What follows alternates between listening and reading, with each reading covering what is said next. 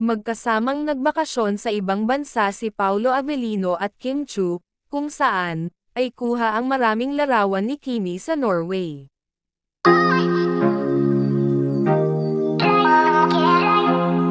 Maraming nakapansin na tila naging tahimik at naging Pasko at New Year nagdalawang magkasintahan, kung saan, ay wala itong update sa kanilang social media lalong-lalo si Kim Chu na lagi naman nitong ginagawa.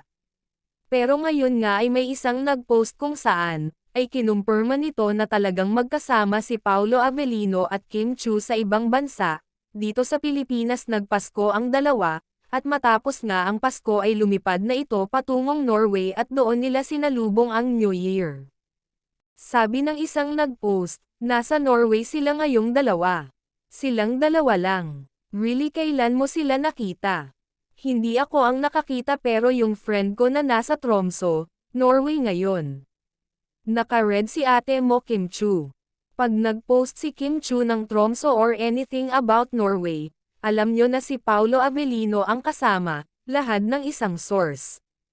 Kung ganun, kung totoo man talaga ito na sila ay magkasama, ay talagang maraming matutuwa dito. So ibig sabihin ay talagang tinutotoo nila na sila ay magbakasyon.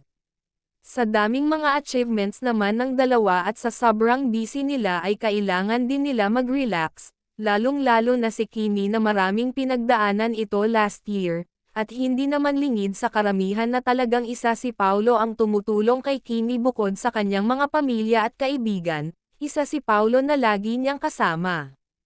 Sa latest post nga ni Kim Chu ay makikita ang mga larawan na ito ay nasa ibang bansa, at makikita nga na may kasama ito kung saan ay siyang kumuha ng mga larawan ni Kim.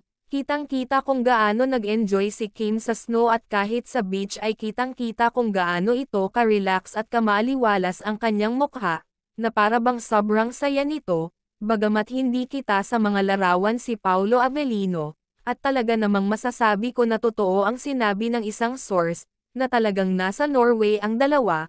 At abangan na lang natin ang susunod na post ni Kim at Pao dahil sa ngayon mukhang sinusulit ng dalawa ang kanilang bakasyon.